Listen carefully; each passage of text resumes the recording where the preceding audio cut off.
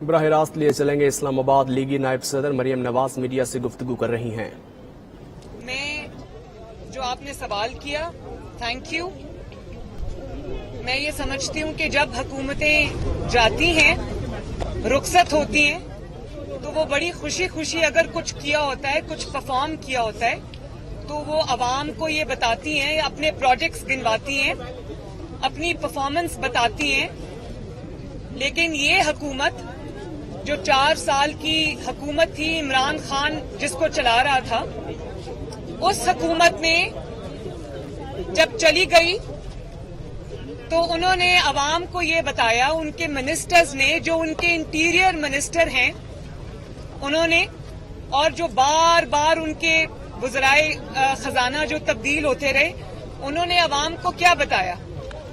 انہوں نے عوام کو بتایا کہ عمران خان جاتے جاتے اس حکومت کے لیے، یعنی کہ آنے والی شہباز شریف حکومت کے لیے، لینڈ مائنز بچھا کے گیا ہے، یعنی کہ بارودی سرنگیں بچھا کے گیا ہے.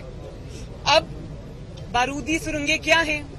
وہ بارودی سرنگیں کوئی فزیکل بارودی سرنگیں تو نہیں ہیں، وہ یہی بارودی سرنگیں تھیں، یہی لینڈ مائنز تھیں جو وہ بچھا کر گیا ہے. اب میں یہ بتاؤں آپ کو کہ شہباز شریف حکومت نے 1 روپیہ پیٹرول ڈیزل کی قیمت میں اپنی طرف سے انکریز نہیں کیا. شہباز شریف حکومت نے 1 روپے کا کوئی اپنی طرف سے اضافی ٹیکس عوام پر نہیں لگایا. یہ وہی 2019 جولائی کا معاہدہ ہے جو عمران خان کی حکومت IMF سے کر کے آئی تھی، جس پر انہوں نے معیشت کی بربادی کے دستخط کیے تھے. 4 سال کھلواڑ کرتے رہے پاکستان کی 3 سال تقدیر سے، معیشت سے. پتہ ہی نہیں تھا کہ معیشت کس طرح چلانی، اور جب معیشت برباد ہو گئی، جب سارے انڈیکیٹرز خراب ہو گئے، تو IMF سے پیسے لینے کے لیے پورا پاکستان اور اس کی معیشت کو گروی رکھا ہے. تو آج جو حکومت پاکستان کو کرنا پڑ رہا ہے، مشکل فیصلے لینے پڑ رہے ہیں، یہ وہ فیصلے ہیں جو عمران خان کر کے گیا تھا IMF کے ساتھ. پاکستان کی حکومت، شہباز شریف صاحب بطور وزیر اعظم پابند ہیں IMF کے اس معاہدے کی پابندی کے. اب میں آپ کو یہ بتا دوں کہ اس معاہدے میں جو عمران خان نے کیا تھا 2019 جولائی میں IMF کے ساتھ، جس کو آج اس حکومت پاکستان کو آنر کرنا پڑ رہا ہے، اس میں کیا لکھا تھا؟ اس میں صرف پیٹرول پر سبسڈی ختم کرنے یا پیٹرولیم ڈیولپمنٹ لیوی کا صرف معاہدہ نہیں کیا گیا، بلکہ پاکستان جو پیٹرولیم کی مصنوعات ہیں ان کے اوپر سیلز ٹیکس بھی لگانے کا معاہدہ کیا گیا تھا، وعدہ کیا گیا تھا. اور پھر یہ صرف معاہدہ IMF کے ساتھ نہیں ہوا. جو پچھلا بجٹ تھا عمران خان کی حکومت میں انہوں نے دیا تھا، اس بجٹ میں انہوں نے پیٹرول پر لیوی اور سیل ٹیکس بڑھانے کا اعلان کیا تھا اس بجٹ پہ، جس کو آج ہمیں کنٹینیو مجبوراً کرنا پڑ رہا ہے. اور یہ جی اور میں یہ بھی آپ کو بتا دوں کہ جو IMF کا معاہدہ تھا جو عمران خان نے کیا تھا، جس پر عمران حکومت کے دستخط ہیں، جس کو آج شہباز شریف کو بادل ناخواستہ، مشکل ترین فیصلہ، کڑوا گھونٹ عوام کا احساس کرتے ہوئے، پاکستان کا احساس کرتے ہوئے، معیشت کی بہتری کی گھونٹ جو عمران خان نے پاکستان کے اوپر یہ مصیبت نازل کی تھی. میں آپ کو یہ بتا دوں کہ IMF کے معاہدے میں کیا لکھا تھا عمران خان نے، یہ ذرا سن لیں. انہوں نے لکھا کہ ایز سچ، یہ بالکل وہ الفاظ میں نے کاپی کیے ہوئے، as such we will raise by ₹8 per litre and we commit to raise the PDL by 4 rupees per litre per month for the remainder of 2022 until the maximum of ₹30 per litre is achieved. So یہاں پر یہ 30 روپے اس کے بڑھا دیے. اس کے بعد انہوں نے اوپر سے کیا کیا؟ اوپر سے انہوں نے کہا کہ کی میجرز انکلوڈ یعنی کہ جو میجرز عمران حکومت لے گی اور اس کے بعد سبسیکوینٹ حکومت کو لینے پڑیں گے. Key measures include enhancing the sale tax of petroleum products, اور ان کے مطابق جو قیمتیں یہ سیٹ کر گئے IMF کے ساتھ, آج پیٹرول کی جو پرائس ہے وہ 300 روپے پر لیٹر ہونی چاہیے. یہ ہے جال جو وہ بچھا کر گئے ہیں, اور یہ ہے لینڈ مائنز جس کا اعتراف شیخ رشید صاحب نے خود کیا. شوکت ترین صاحب آج جو لیکچرز دے رہے ہیں معیشت کے اوپر, عمران خان صاحب کو اچانک جو معیشت پہ مہنگائی اور جو پیٹرولیم کی پرائسز انکریز یاد آ گئی ہیں, وہ سب عمران خان کی اپنی کی ہوئی ہیں. اور ہماری مجبوری یہ ہے کہ ہم اگر یہ معاہدے کو توڑتے ہیں یا ہم IMF کا جو عمران خان نے معاہدہ کیا اس کی پاسداری نہیں کرتے تو پاکستان خدا نخواستہ ڈیفالٹ کر جائے گا. اب ایک اور بات سنیں, یہاں پر بات رکی نہیں. جب عمران خان صاحب کو پتا چلا کہ ان کی حکومت جانے والی ہے اور ووٹ آف نو کانفیڈنس کامیاب ہونے والا ہے, ان کے اپنے لوگ ان کو چھوڑ کے جانے والے ہیں اور مان نہیں رہے, تو انہوں نے جاتے ہوئے پاکستان کے اوپر ایک ایسا وار کیا جس سے سنبھلتے سنبھلتے جائیں گے, اگر سال نہیں تو.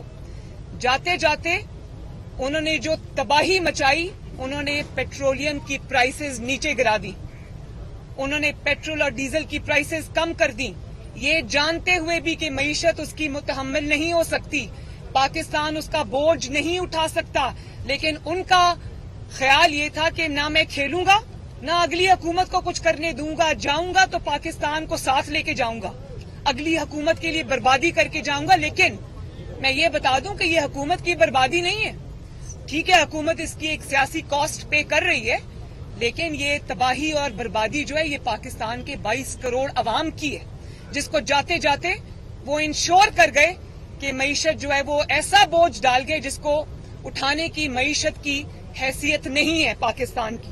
اور آپ کو پتہ ہے کہ خدا نخواستہ حالت یہ ہو گئی کہ LCs کھل نہیں رہی, ڈیفالٹ کی آپ کے پاس قسط دینے کے لیے پیسے نہیں ہیں, فارن ریزروز آپ کے کم ہو رہے ہیں. کیوں؟ یہ کوئی 2 مہینے کی کارکردگی تو نہیں ہے, یہ وہ 4 سال پہ جو معیشت پہ ایک کے بعد ایک کاری ضرب لگی ہے نالائکی نااہلی کی وجہ سے, یہ اس کی وجہ سے ہوا ہے. اور یہ جانتے ہوئے کہ یہ فیصلہ جو وہ اچانک کر گئے, جاتے جاتے یہ ملک کرائسس میں دھکیل جائے گا, ملک کو تباہی کی طرف دھکیل جائے گا, وہ یہ آگ پاکستان میں لگا کر گئے ہیں. مریم نواز صاحبہ, آپ یہ بتائیے کہ ARY نہیں سے ہو, آپ یہ کہنا چاہتے ہیں آپ عوام سے بات کر رہی ہیں تو آپ جو الیکشن اناؤنس کر کے عوام میں کیوں نہیں آپ جا رہی ہیں؟ میں اس چیز کا سوال کا جواب بہت دفعہ دے چکی ہوں. سب سے پہلے تو مجھے کبھی کسی نے دکھایا کہ ARY یہ چلا رہا تھا کہ مریم نواز یہ فرماتی ہیں کہ جو پیٹرول کی اور ڈیزل کی قیمتیں انکریز کرتا ہے وہ چور ہوتا ہے. تو ہاں میں یہ کہتی ہوں, چور عمران خان تھا جس نے آج پاکستان کو اس نہج پہ پہنچا دیا, اور یہ اسی چوری کی جو ملک ریاض صاحب کو رشوت کے طور پہ دے کر کبھی ہیرے کی انگوٹھیاں دی گئیں, کبھی آپ کے چینل ARY کو. آپ سے مجھے کوئی پرابلم نہیں ہے, میں آپ کی عزت کرتی ہوں, آپ ایک انڈیویجول ہیں, لیکن یہ ARY کا مائک پڑا ہے, اصولاً مجھے اٹھوا دینا چاہیے. لیکن پاکستان کے عوام جو آج بھگت رہے ہیں, ARY کو جو 40 ارب کا پیسہ کھلایا ہے عمران خان نے, ایک سیکنڈ جس کے نہیں, میں یہ بتا رہی ہوں نا, اب آپ میرا جواب سن لیں. جو الزام لگائیں سلمان اقبال پہ, آپ کو میں دعوت دیتا ہوں کسی بھی آپ ٹاک شو میں تشریف لائیں, ہم آپ کو ٹائم اور ڈیٹ آپ ڈیسائیڈ کر لیجئے گا, وہاں پہ آپ مجھے ٹاک شو کی کیا ضرورت ہے؟ میں پوری قوم کے سامنے, سارے میڈیا چینلز کے سامنے کھڑی ہو کے یہ بات کر رہی ہوں. جائیں اور FBR سے پوچھیں کیا آپ کے مالک سلمان اقبال نے 12 ارب کا ٹیکس نہیں چوری کیا اور اس پہ اسٹے لے کے بیٹھے؟ کیا انہوں نے بڈنگ کے بغیر کرکٹ کے رائٹس نہیں لیے عمران خان سے؟ کیا انہوں نے ہاؤسنگ سوسائٹیز کے اندر اپنا شیئر نہیں رکھا؟ کہیں, یا کیا وہ گولڈ کے اسمگلرز نہیں ہیں؟ کیا وہ جھوٹ نہیں بولتے؟ کیا پاکستان میں انتشار کے اور آگ لگانے کے ساتھی نہیں ہیں وہ؟ बस थैंक यू। मैडम मरीम साहब ये बता दें, मरीम साहब ये बता दें जी। आज एक तरफ इमरान खान भी इस्लामाबाद हाई कोर्ट आए जी। और खाली कुर्सियों से खिताब करके वही रोना धोना उन्होंने किया और डीजीआई इस तरह वाजे कर चुके हैं कि किसी किस्म की बैरूनी मुदाखलत नहीं, लेकिन वो अपनी जिद की पर बैठे हुए हैं कि साजिश की मुदाखलत की है, तो कैसे कौन उसको समझाएगा? शुक्रिया, थैंक यू। आपने ये बड़ा इंपॉर्टेंट क्वेश्चन पूछा है। सवाल ये नहीं है कि साजिश हुई या मुदाखलत हुई। इसमें जो सबसे पर्टिनेंट पॉइंट है जो आज लोगों के सामने आना चाहिए, इमरान खान साहब ये कह रहे हैं कि ये सियासी मामला है, DGISPR को इसमें बोलने की कोई जरूरत नहीं। तो मैं उन कौम से ये पूछना चाहती हूँ, फितना खान से ये पूछना चाहती हूँ कि अगर ये सियासी मामला था तो नेशनल सिक्योरिटी काउंसिल में बतौर वजीर आजम उसको क्यों लेकर गए? नेशनल सिक्योरिटी जो कमेटी है वो नेशनल सिक्योरिटी कमेटी है, नेशनल सियासी कमेटी नहीं है, जिसके अंदर वो NSC का मतलब है नेशनल सिक्योरिटी कमेटी। वो नेशनल सियासी कमेटी नहीं, कोई सियासी बैठक नहीं है। आप वहां पर इस मसले को लेकर गए, इस इशू को लेकर गए क्योंकि आपको पता था कि आपकी हुकूमत जा रही है, तो आपके पास कारकर्दगी नहीं थी, आपको कोई बहाना चाहिए था, तो आप उसको NSC में लेकर गए और आपने सोचा कि आज आप झूठ बोल देंगे तो वो कभी अवाम के सामने नहीं आएगा। तो ऐसा नहीं होता। कल जो एक सेकंड मेरी बात अभी खत्म नहीं हुई, तो DGISPR ने कल जो बात की है वो DGISPR ने बतौर इंडिविजुअल के नहीं की, वो रिप्रेजेंट करते हैं पाकिस्तान की सिक्योरिटी एजेंसीज को। और पाकिस्तान की सिक्योरिटी एजेंसीज उन्होंने जो बात की कि साजिश नहीं हुई, तो वो रिप्रेजेंट करते हैं उस नेशनल सिक्योरिटी एजेंसीज को जिनके पास फैक्ट्स होते हैं, जिनकी जिम्मेदारी है पाकिस्तान की सिक्योरिटी। वो अपने पास से कोई सियासी बात नहीं कर रहे, वो फैक्ट्स पे बेस बात कर रहे हैं। और सिर्फ इमरान खान को खुश करने के लिए वो झूठ को सच बना के पेश नहीं कर सकते। ये कौम का सलामती का, कौमी सलामती का मामला है, नेशनल सिक्योरिटी का मामला है, सियासी मामला नहीं है। लेकिन इसमें जो सबसे मैं समझती हूँ कि मुजरिमाना बात है कि आपने इमरान खान ने, जिसका दूसरा नाम फितना खान है, उसने अपनी सियासत चमकाने के लिए उसने पाकिस्तान की सलामती को, पाकिस्तान की सिक्योरिटी को, पाकिस्तान के सिक्योरिटी इदारों को उसने दांव पे लगा दिया।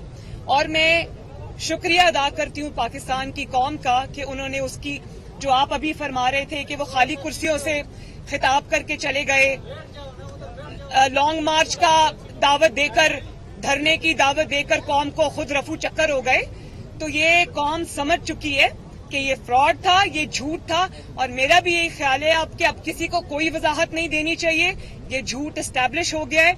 इमरान खान एक दफा नहीं, बार बार झूठा एस्टैब्लिश हो गया, पाकिस्तान का सबसे बड़ा झूठा है, पाकिस्तान की तारीख का सबसे बड़ा झूठा है। उसके झूठों को और तवज्जो देने की कोई जरूरत नहीं है।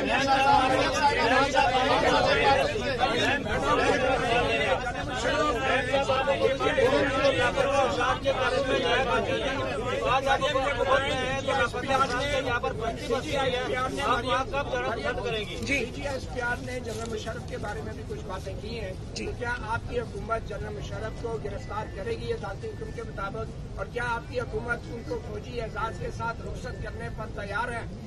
देखें, जहां तक नवाज शरीफ साहब के स्टेटमेंट का या ट्वीट का ताल्लुक है, तो वो खालिस्तन प्योरली इंसानी बुनियादों पर था, ह्यूमन बुनियादों पर था। और उन्होंने उसमें क्लियरली कहा कि मुझे और मेरे खानदान पर जो जुल्म उन्होंने तोड़े, जिसका शिकार न सिर्फ मेरे वालिद बने बल्कि उनका पूरा खानदान 11 साल तक, 10 साल तक बनता रहा, जिसकी वजह से मेरे सामने नवाज शरीफ साहब को 99 में कराची के कोर्ट में उनको 2 दफा उम्र कैद की सजा सुनाई गई। मैं उस कोर्ट में मौजूद थी। उनको अटक किले के जिंदानों में फेंका गया और फिर जिला वतन कर दिया गया।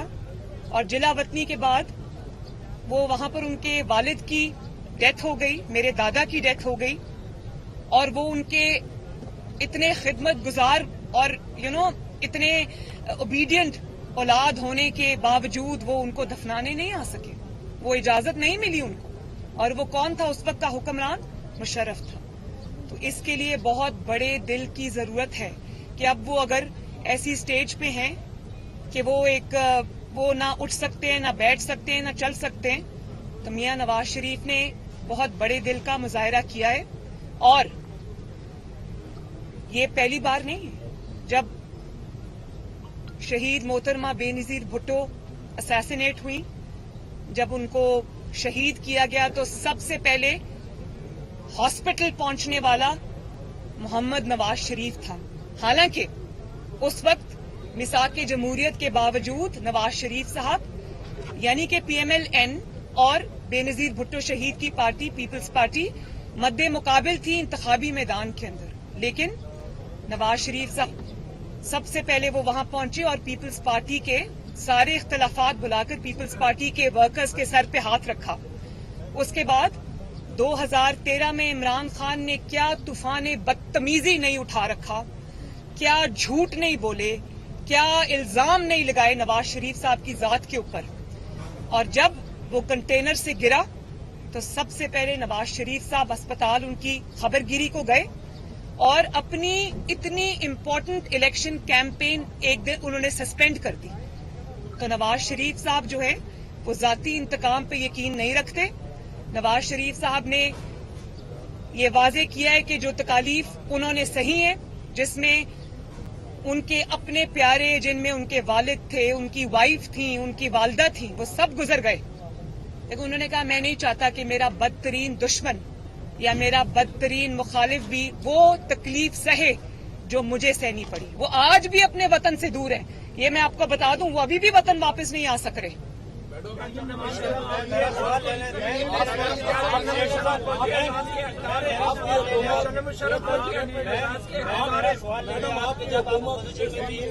بلوچ طلبا کے لاپتہ کیمپس میں جاتی تھی، آج یہاں سے یہ بات آ رہی ہے کہ آپ اکیلے ہی عمران خان کے وار کا مقابلہ کر رہے ہیں، اتحادی کہاں پہ ہیں؟ جی نہیں، یہ بات درست نہیں ہے. یہ بات درست نہیں ہے کیونکہ یہ اتحادیوں کی حکومت ہے اور اس میں پرائم منسٹر جو ہے وہ مسلم لیگ نون کا ہے. تو میں ان کو بھی ریپرزینٹ کر رہی ہوں، میں اتحادیوں کو بھی ریپرزینٹ کر رہی ہوں. اور الحمدللہ رب العالمین میں عمران خان کی اس کی پوری جعلی جماعت کے لیے اکیلی کافی ہوں.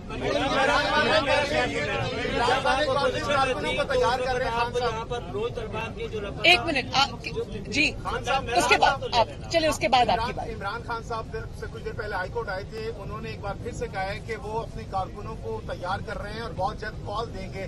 کیا آپ لوگ آنے دیں گے؟ ساتھ ہی ساتھ دوسرا سوال یہ کہ عام انتخابات کے حوالے سے ایکسپیکٹیشنز لگائے بیٹھے ہیں پاکستان تحریک انصاف والے کہ اکتوبر میں انتخابات ہو سکتے ہیں.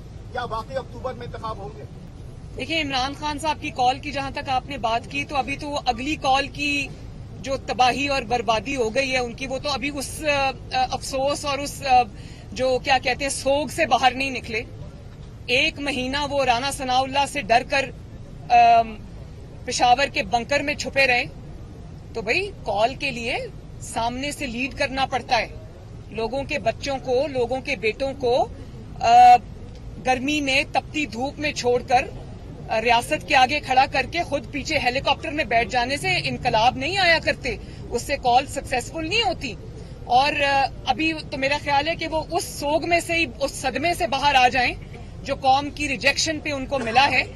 تو یہی بڑی بات ہے. لیکن ایک میں بات جو اس میں بہت ضروری ہے وہ کہنا چاہتی ہوں کہ یہ کال کی بات نہیں ہے، یہ نہ نیشنل سیکیورٹی کمیٹی کی، نہ سازش کی، نہ کسی بھی جھوٹ کی بات نہیں ہے. یہ بات یہ ہے کہ عمران خان کے خلاف جو ایک کے بعد ایک کرپشن کا سکینڈل آ رہا ہے. ابھی ریسنٹ والا آپ پکڑ لیں کہ ملک ریاض کو سائفن آف کیے پیسے، ملک ریاض سے 10 سے 12 ارب عمران خان کی جیب میں گیا، شہزاد اکبر کی جیب میں گیا، خاتون اول کی جیب میں گیا، اور ان سب کی بنی منی گالا گینگ کا جو فرنٹ پرسن فرا گوگی کے پاس گیا، اور سینکڑوں کنال اراضی جو ہے ایک جعلی یونیورسٹی کے بہانے سے ملک ریاض صاحب سے ہتھیا لی.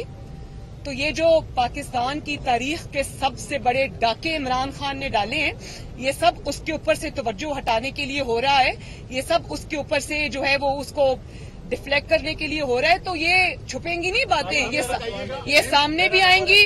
اس کے اوپر کیسز بھی بنیں گے، کیسز بننے چاہیے، اس کے اوپر ایکشن ہونا چاہیے.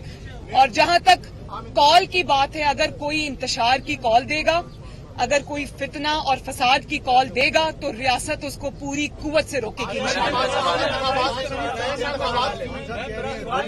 इंतखाबात इंशाअल्लाह ताला अपने वक्त पे होंगे और वक्त पे होने चाहिए। ये टाइम हमें दरकार है सख्त फैसले करने के बाद मुल्क को स्टेबलाइज करने के लिए। तो मुझे उम्मीद है कि इंशाअल्लाह ताला पाकिस्तान जो है अब अगले साल अपने मुकर्ररा वक्त पर इंतखाबात के लिए जाएगा और की जाएगी कि खामखा अर्ली इलेक्शन की कोई बात हो। आपने जी जब आप अपोजिशन लीडर थे, अपोजिशन में थे, तो आप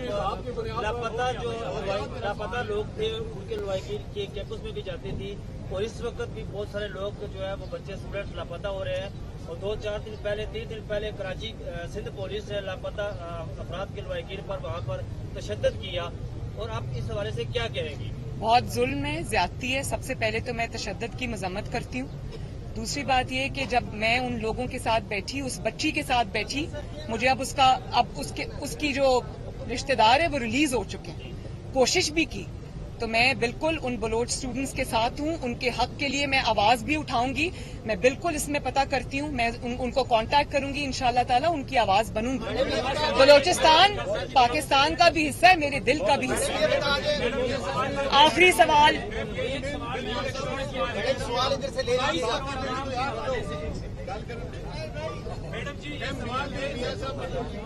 जी, खानदान की वफादारी है, वो जाती हैसियत में किसी को माफ नहीं कर सकते, ये उनका बड़ा फर्क है। लेकिन एक ऐसा फर्क जिसने पाकिस्तान की सुप्रीम कोर्ट को कैद कर दिया था, ये 3 नवंबर की इमरजेंसी भी गद्दार डिक्लेयर हुआ एक आमिर, और उसको बाकायदा कोर्ट ने इतनी सख्त सजा सुनाई कि इसको फांसी के बाद भी इसकी लाश को ईचो के अंदर बिठाया जाए। मियाँ साहब अगर ये बात कहते कि मैं जाती कैपेसिटी में उन्हें माफ करता हूँ लेकिन वो कौमी मुस्लिम है, लेकिन साथ उन्होंने अपने छोटे भाई जो प्राइम मिनिस्टर हैं उनको ये हिदायत की कि अगर उनकी फैमिली उनके जनाजे को लाना चाहती है तो आप उन्हें फैसिलिटेट करें। इसी तरह हमने ये देखा कि आपने कहा कि ISI हुकूमत के मातहत है, तो ISI तो उस वक्त भी हुकूमत के मातहत थी जब हम यहाँ करनेलों को पकड़ते थे तो जजेस से आके मिलते थे जी। अब बाकायदा सर्विस को उनके दर पे माथा टेकना पड़ेगा। सवाल आपसे सिर्फ ये है कि क्या आप आज भी अवाम के वोट की ताकत से इक़्तिदार में आने पर यकीन रखते हैं, या आप ये समझते हैं कि आइंदा इक़्तिदार में आने के लिए आपने GHP का रास्ता इख्तियार करना? शुक्रिया। जहां तक नवाज शरीफ साहब के ट्वीट की बात है, मैं उसका बहुत तफसील से जवाब दे चुकी हूं, लेकिन क्योंकि आप एक बहुत जय्यद और मोहतरम सहाफ़ी हैं जिसने सिविलियन सुप्रीमेसी के लिए इतनी बड़ी आवाज बुलंद की, इसलिए मैं समझती हूं कि मुझे दोबारा आपकी इस बात का जवाब देना चाहिए। नवाज शरीफ साहब ने जो बात की है वो हुकूमत का हिस्सा नहीं है, लेकिन उन्होंने अपनी जाती हैसियत में बात की है, उन जाती मजालिम के बारे में बात की है जो मुशर्रफ ने या मुशर्रफ दौर में उनको सहना पड़ी। उन्होंने सिर्फ उसकी बात की है। बाकी जुडिशरी के साथ क्या हुआ, किसी और के साथ क्या हुआ, वो जुडिशरी जाने और वो जाने। उन्होंने ये मेक श्योर किया है, उन्होंने मेक श्योर किया है कि वो अपनी जाती हैसियत में बात करें। जी, और कोई बात और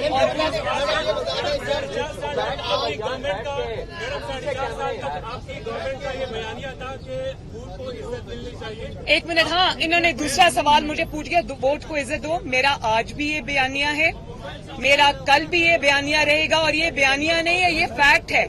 मुस्लिम लीग नून को अल्हम्दुलिल्लाह किसी की भी बैसाखियों की जरूरत नहीं है। जिसको बैसाखियों की जरूरत थी, फितना खान को, उसको बैसाखियां मिली, और जब तक बैसाखियां थीं वो खड़ा रहा, उसकी हुकूमत खड़ी रही। जैसे ही बैसाखियां हटी वो मुंह के बल धड़ाम से जमीन पे आ गिरा। तो मुस्लिम लीग नून माशाल्लाह 40 साल से 30 साल प्लस से अवामी जमात है, अवाम की कुव्वत पर यकीन रखती है, अल्लाह ताला के बाद अवाम की खिदमत करती है, और फिर फैसले की